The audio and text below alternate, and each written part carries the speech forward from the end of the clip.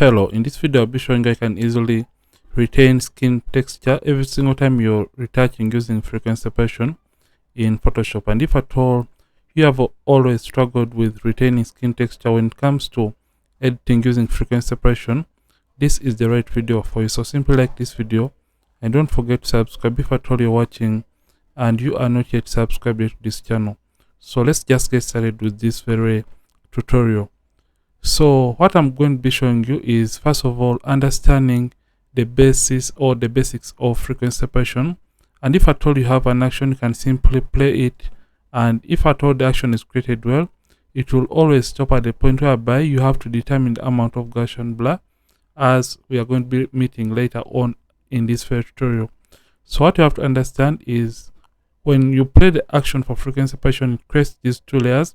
But if at all you don't have the action, I'll go to the basis or the basic of frequency separation. So I'll just come and duplicate the background there by pressing Ctrl J. Just come right here and press Ctrl J twice to create these layers. Remember, we have the low frequency layer. I have a reason as to why I am starting from the very start, because the most important step I'm just going to show you right now. So I'm just going to come and turn off or hide the high frequency layer and simply select the low frequency layer. So what I'll do, I'll come to where you see filter, blur, and come to Gaussian blur. So this is the most important step when it comes to editing or retouching using frequency separation. So every single time you play your action and it stops at this point, it means you have to feed in the right value for the Gaussian blur. And remember, this is the most important step when it comes to editing and using frequency separation in general.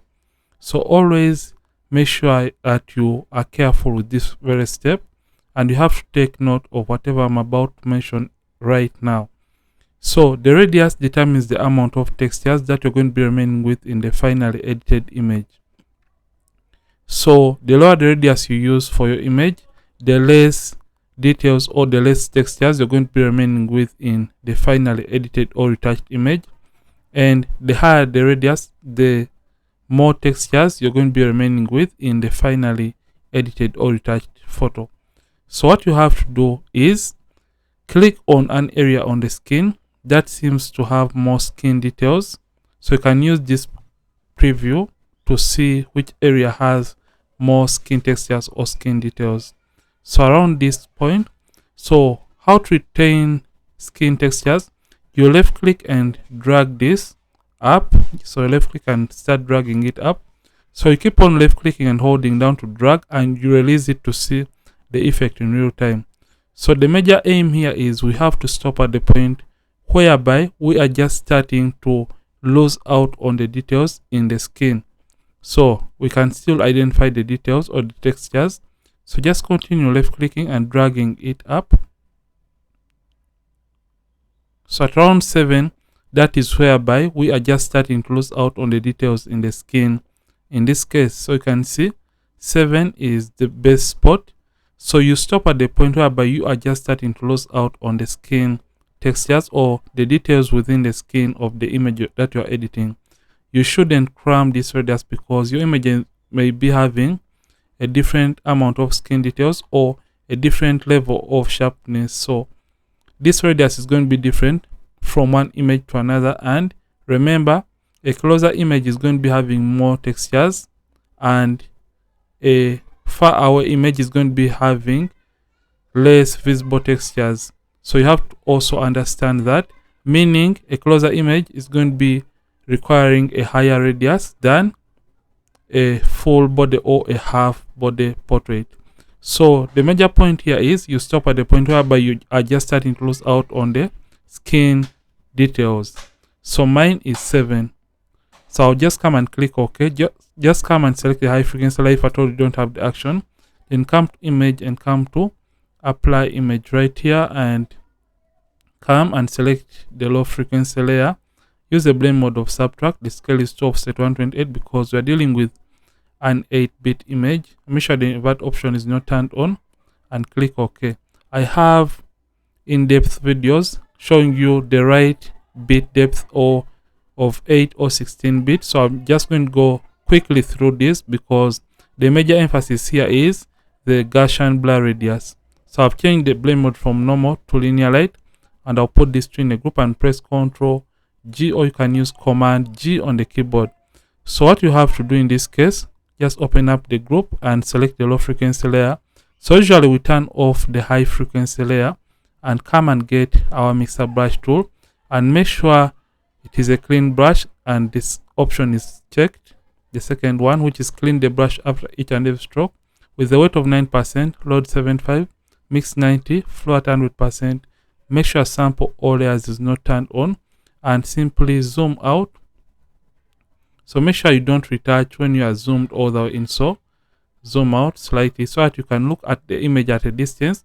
And the point here is you have to blend the transitions between the skin tone. So you can see how to blend with simply left click and hold down and mix a given color just like that to blend it and create that nice transition between the skin tone.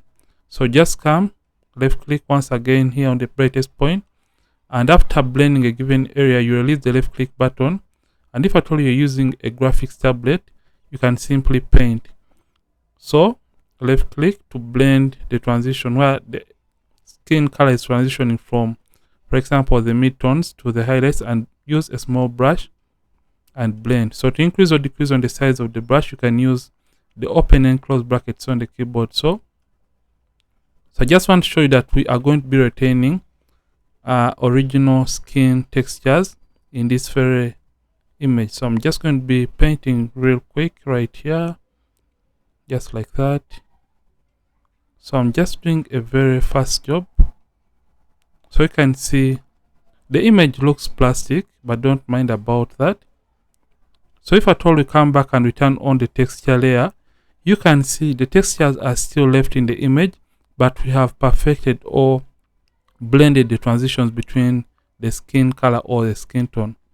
So let me show you if at all you are to use a wrong Gaussian blur radius. So I'm just going to use a 16-bit action, so don't mind about this. So I'm just trying to demonstrate. So I'm just going to use a 16-bit action, and I use a very low Gaussian blur radius that is around, let me just use around 1.8 and click OK. Like I explained for you, a very low Gaussian blur is going to eliminate majority of the textures, and you may end up with a plastic-like looking image. So I'm just going to come and paint on the skin, try to blend. You can see the effect.